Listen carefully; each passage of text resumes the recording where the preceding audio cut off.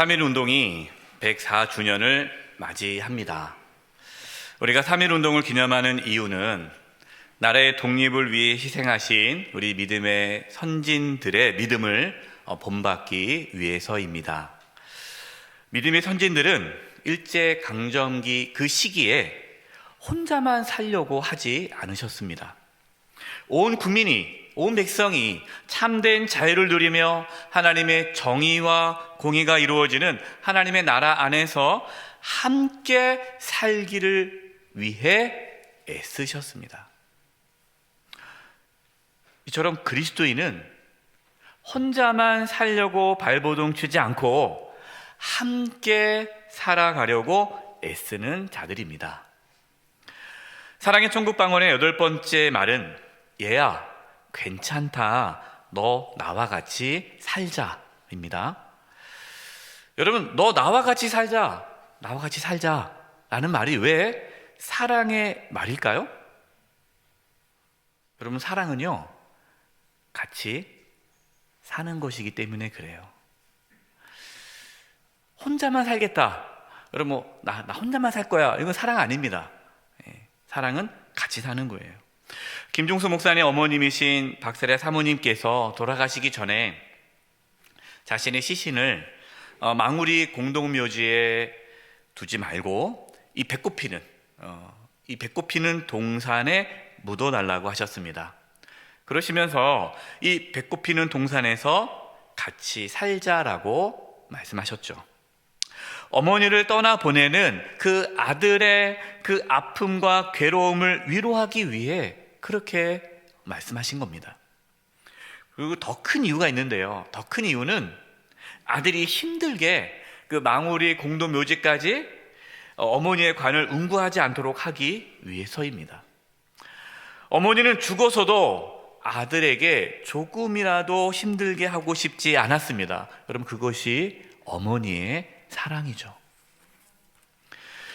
김종수 목사님은 어머니께서 너 나와 같이 살자라는 그 말씀 속에서 예수님께서 십자가 위에서 하신 말씀이 떠오르셨습니다. 예수님이 여러분 십자가에 못 박히셨을 때 양쪽에 누가 있었습니까? 양쪽에 강도가 같이 십자가에 못 박혔습니다. 마태복음에서는 이들이 강도라고 표현하고 있어요. 그러니까 예수님과 함께 십자가 못 박힌 자들이 얼마나 큰 죄를 지었는지는 우리는 모르지만 분명한 사실은 그들은 십자가 처형을 받을 만한 악을 행했다라는 것은 분명하죠. 십자가에 못 박히신 예수님 앞에 사람들이 지나가면서 이렇게 조롱합니다. 사람들과 종교 지도자들이 당신이 하나님의 아들 맞아? 그러면 십자가에서 한번 내려와 봐. 아니, 하나님의 아들인데 십자가에서도 못 내려오는 게 무슨 하나님의 아들이야? 다른 사람들은 구원하면서 왜 자기는 구원 못해?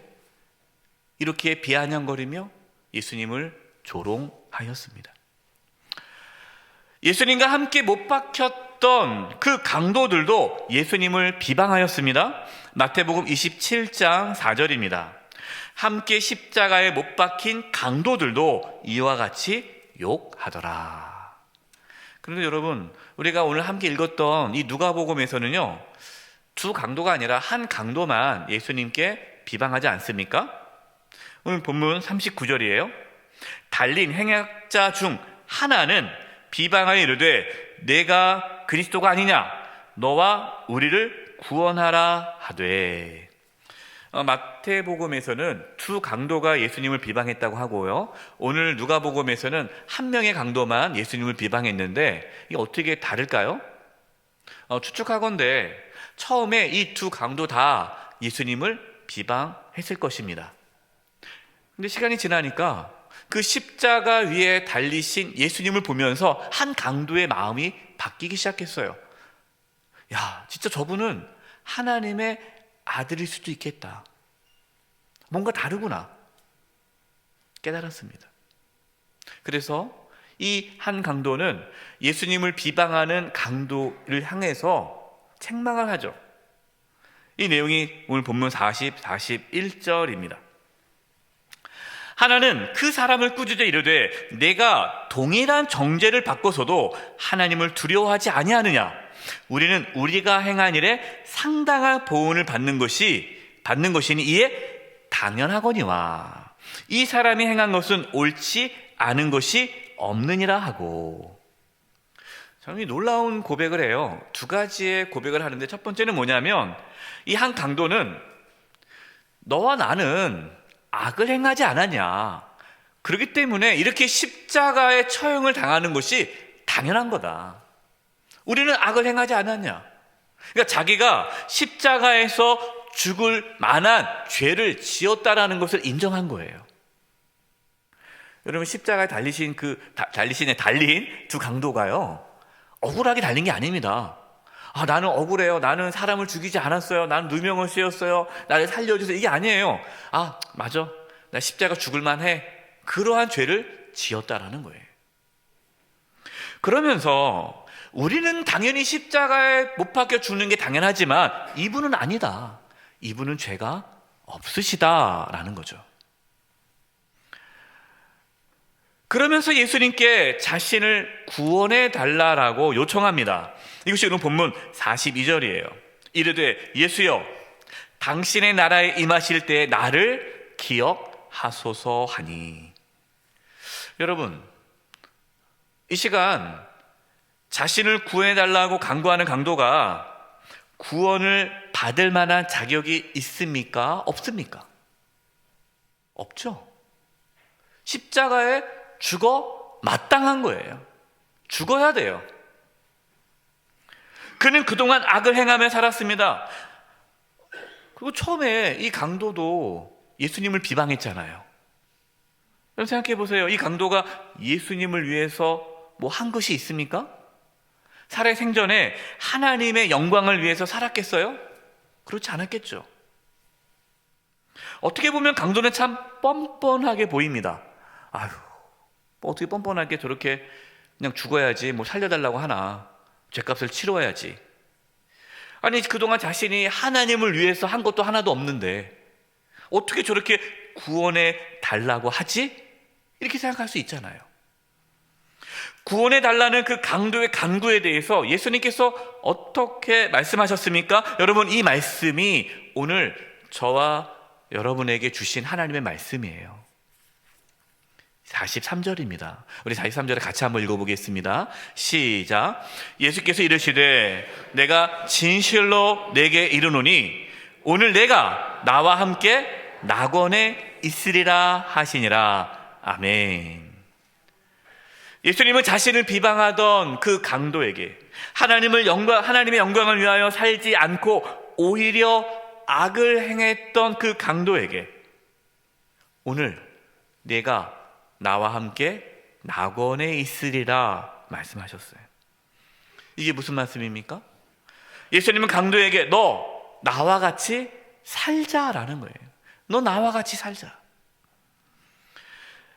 우리 교회 설립 목사님이신 김종수 목사님이 어머니께서 너 나와 같이 살자라고 하셨던 그 말씀을 들었을 때 십자가 위에서 강도에게 하신 예수님의 말씀처럼 들리셨다라는 거죠. 오늘 내가 나와 함께 낙원에 있으리라. 예수님은 그 강도를 거부하지 않으셨습니다. 받아주셨습니다. 받아주셨을 뿐만 아니라 예수님과 함께 낙원에 있을 것이라고 말씀하셨습니다. 여러분, 낙원은 어떤 곳이에요? 하나님이 계신 곳, 천국입니다. 천국. 예수님께서 강도에게 야, 너도 참 뻔뻔하다. 야, 네가 천국에 갈 자격이 있다고 스스로 생각하니? 너 솔직히 한번 얘기해봐라. 너 그동안 하나님을 위해서 한 게 뭐가 있니? 좀 내가 너를 좀 들여 보내주고 싶은데 네가 나와 함께 같이 살고 싶은데 뭐 좀 뭐라도 있어야 되지 않겠니? 라고 예수님께서 물어보셨나요? 아니에요.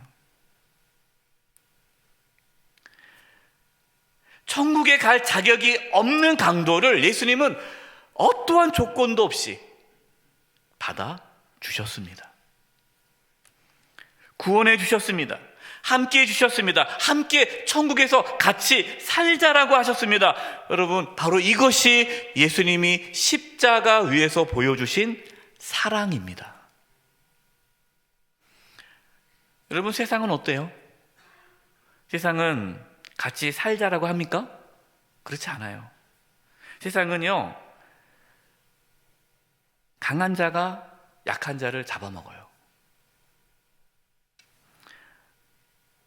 강한 자만이 살아남아요. 여러분, 우리 자녀들 보세요. 우리 자녀들이 어릴 때부터요, 경쟁 속에 살아가지 않습니까? 내가 살기 위해서 남을 죽여야 돼요. 여러분, 우리 고등학교 우리 자녀들 보면요, 내가 공부 잘하는 게 중요하지 않아요. 뭐가 중요합니까? 나보다 공부를 못해야 돼요, 친구들이. 공부를 다 잘해. 다 잘하면 등급이 안 나와요. 등급이 안 나와요. 다 잘하면. 그러니까 내가 잘하는 게 중요한 게 아니라 나보다 못하는 친구들이 많아야 돼요. 그래서 등급이 나오는 거예요. 그러니까 함께 살 수가 없는 거예요. 함께 좋은 등급을 받을 수가 없어요. 혼자만 살아남아야 돼요. 이렇게 경쟁 속에서 사회는 발전한다라고 우리는 말합니다. 과연 그럴까요? 여러분, 같이 살자라는 말이 너무나도 이상적인 말일까요? 회사는 어떻습니까? 회사도 능력 있는 사람만 살아남는 거예요. 매년 평가합니다. 저는 직장 다니시는 우리 성도님들 정말 존경해요. 매년 평가해요. 실적. 네. 실적이 안 채워지면요, 재계약을 안 해요. 뭐 회사가 무슨 자선사업 단체입니까?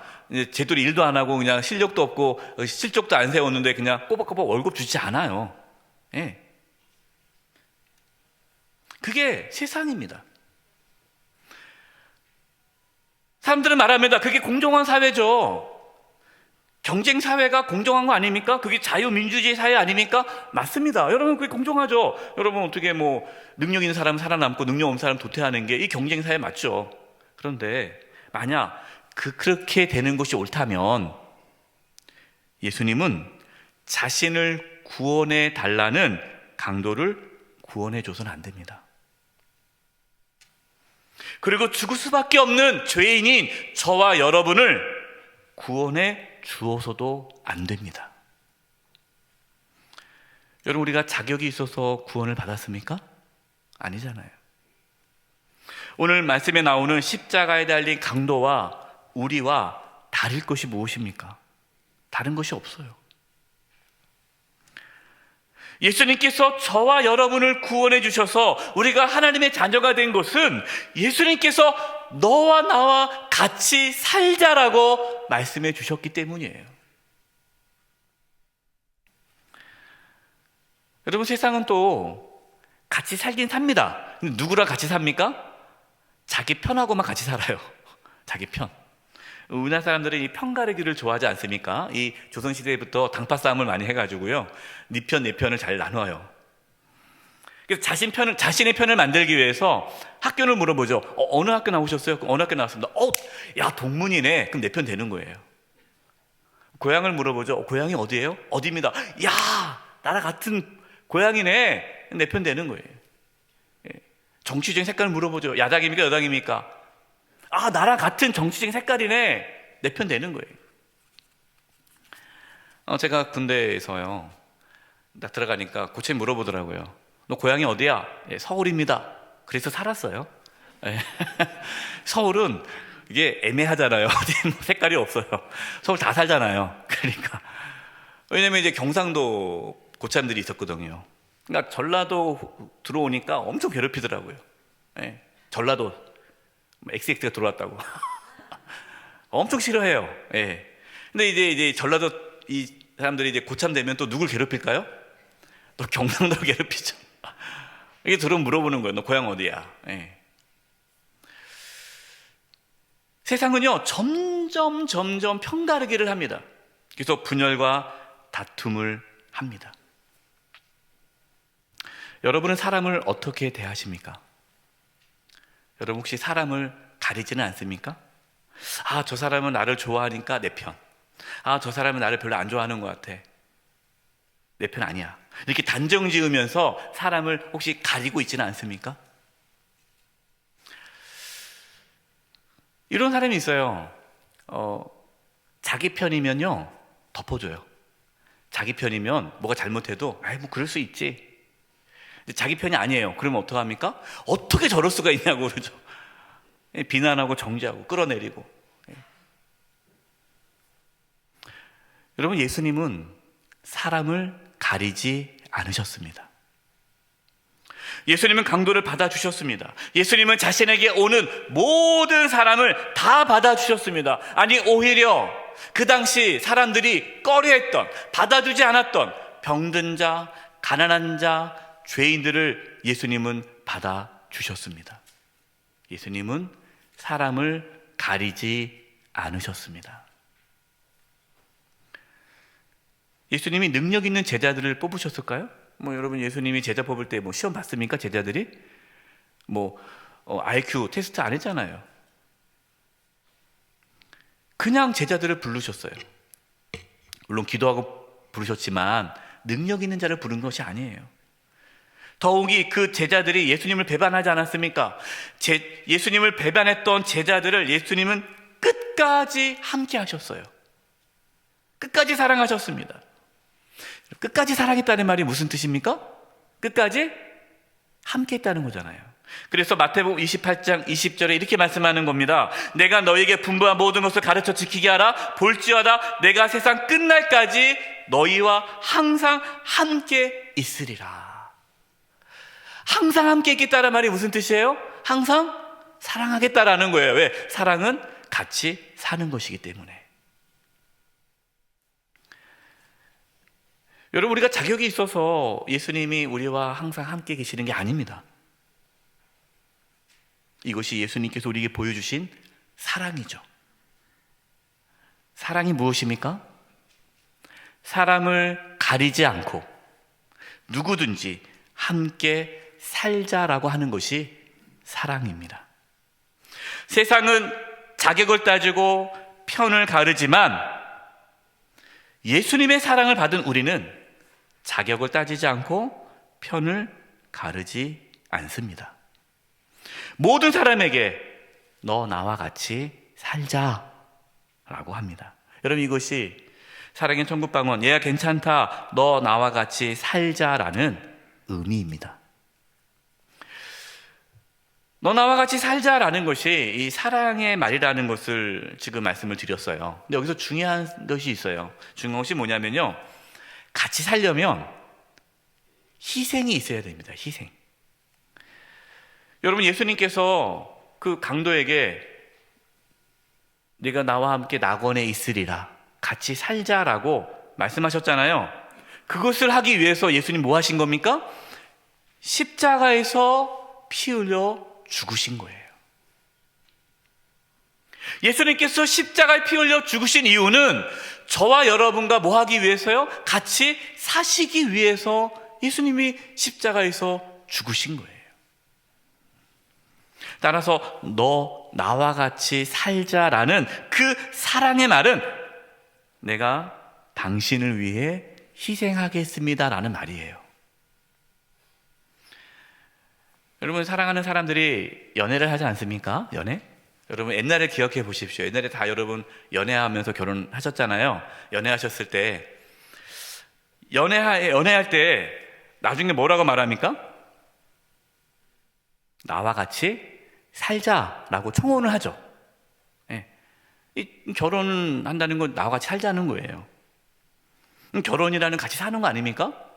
그럼 사랑하면 같이 살고 싶죠. 그렇게 해서 연애하다가 결혼해서 함께 삽니다. 그럼 여러분 질문해 보겠습니다. 같이 살면 힘듭니까? 안 힘듭니까? 꼭 이상하더라고요. 2부 때도 웃으시더라고요. 대답을 안 하시고. 왜 웃으신지 우리는 다 알잖아요. 힘들다는 거. 왜 힘들어요? 같이 사니까 힘든 거예요. 힘들어요. 제가 청년들한테 얘기해 줍니다. 여러분, 편하게 살려면 결혼하지 마세요 라고 얘기해 줘요. 그거 얘기해도 정직하잖아요. 아, 결혼해 너무 좋아. 결혼하면은 편해. 근데 결혼했는데 안 편하잖아요. 그럼 거짓말한 거 아닙니까? 그럼 속았다 해서 또 헤어질 수 있잖아요. 그러니까 아예 저는 얘기해요. 결혼하면 같이 사는데 편하지 않다 얘기해 줍니다. 그런데 행복하게 살려면 결혼해라. 여러분, 편한 게 행복은 아니잖아요. 네. 행복은 뭡니까? 사랑이죠. 사랑하며 사는 게 행복입니다. 같이 사는 게 행복이잖아요. 이게 사랑이잖아요. 사랑은 같이 사는 거예요. 같이 살기 위해서 뭐 해야 됩니까? 강한 자가 약한 자의 약함을 담당해야 돼요. 같이 살려면 그래야 됩니다. 근데 그렇게 안 하고 싶은 거예요. 같이는 살고 싶어요. 같이 살고 싶은데 서로의 약점을 담당을 안 해요. 그러면 어떻게 됩니까? 별거를 할 수밖에 없어요. 같이 살 수가 없어요. 같이 살려면 서로의 약함을 담당해야 되는 거예요. 같이 살 수 있어요? 근데 같이는 살고 싶고 약함은 담당하고 싶지 않고 희생하고 싶진 않고 같이 살고 싶고, 여러분 이거 너무나 이유배반적이에요. 그렇기 때문에 결혼 살다가 힘드니까 별거 하는 거예요. 로마서 15장 1절입니다. 믿음이 강한 우리는 마땅히 믿음이 약한 자의 약점을 담당하고 자기를 기쁘게 하지 아니할 것이라. 이게 로마에 있는 교회에 어떤 문제가 있었냐면, 교회 안에 성도들 간에 다툼이 있었습니다. 이 다투는 이유는요, 고기 때문에 다퉜어요. 어떤 성도는 고기를 먹자, 어떤 성도는 고기를 먹지 말자, 이것 때문에 교회가 싸움이 일어났습니다. 그 이유가 뭐냐면, 시장에서 팔고 있는 이 고기가 우상 제물에게 바쳐진 고기일 수도 있어요. 모르는 거예요. 그는 지금이야 딱 이렇게 바코드 찍으면 이게 어디서부터 고기가 왔는지 다 아는데, 옛날에 그게 뭐가 있겠어요? 그러니까 신앙, 믿음을 지키기 위해서 나는 우상 제물을 먹을 수 없다.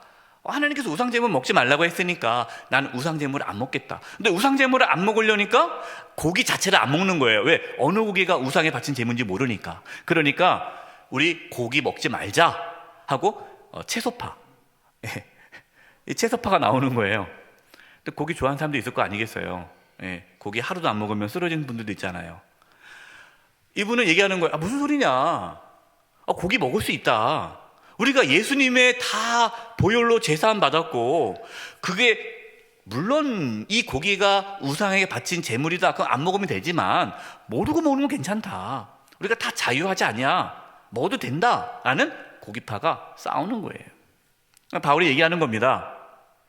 해결해야 되잖아요. 같이 살아야 되잖아요. 이 교회 성도들이 서로 싸우는데 어떻게 같이 살겠습니까? 상생해 본다면 따로 예배 드릴 수도 있겠죠. 고기파랑 야채파랑 이렇게 채소파랑. 근데 바울이 뭐라고 얘기하는 거예요? 같이 살려면 믿음이 강한 자가 믿음의 약한 자의 약함을 담당해 주라라는 거예요. 그럼 여러분, 고기를 먹는 사람이 믿음이 좋습니까? 고기를 안 먹는 사람이 믿음이 좋습니까? 고기를 먹는 사람이 믿음이 좋은 거예요. 왜냐하면 그 사람은 고기를 먹어도 믿음이 흔들리지 않아요. 그런데 고기를 먹지 말자라고 하신 분들은 고기 먹으면 믿음이 힘든 거예요. 괴로운 거예요. 그러니까 믿음이 강한 자는 고기를 먹을 수 있는 사람이에요. 그러면 고기를 먹을 수 있는 믿음이 강한 자가 고기를 먹지 못하는 그분을 위해서 고기를 먹지 않는 것, 그게 믿음이다라는 거예요. 그게 사랑이라는 거죠. 믿음이 약한 자의 약함을 담당해야 하는 거예요. 담당. 그래야 같이 살 수 있는 거예요. 너 나와 같이 살자 말로만 하고 그 약함을 담당하지 않으면 같이 살 수가 없는 거예요. 예수님처럼 너 나와 같이 살자 하면서 희생하고 상대방의 약점을 대신 짊어질 수 있기를 바랍니다. 여러분, 3.1 운동을 하셨던 우리 믿음의 선진들은요, 너 나와 같이 살자라고 하면서 자기의 목숨을 내놓은 거잖아요. 여러분, 우리가 3.1 운동하셨던 우리 믿음의 선진처럼 목숨을 내놓지는 못할지라도 서로의 약함을 담당해 줄 수 있기를 바랍니다. 여러분, 가족의 약함 있지 않습니까? 배우자의 약함이 있지 않습니까? 자녀들의 약함이 있지 않습니까? 가족의 약함이 있지 않습니까? 가정의 약함이 있지 않습니까? 교회 공동체 안에 우리 지체들의 약함이 있지 않습니까? 내가 속해 있는 공동체에 약함이 있지 않습니까? 그것을 대신 우리가 짊어질 때에 같이 살 수가 있는 거예요. 가정 안에서, 교회 안에서, 직장 안에서, 내가 속해 있는 공동체에서 너 나와 같이 살자라는 말을 하며 서로 살아가는 은혜가 있기를 간절히 축원드립니다.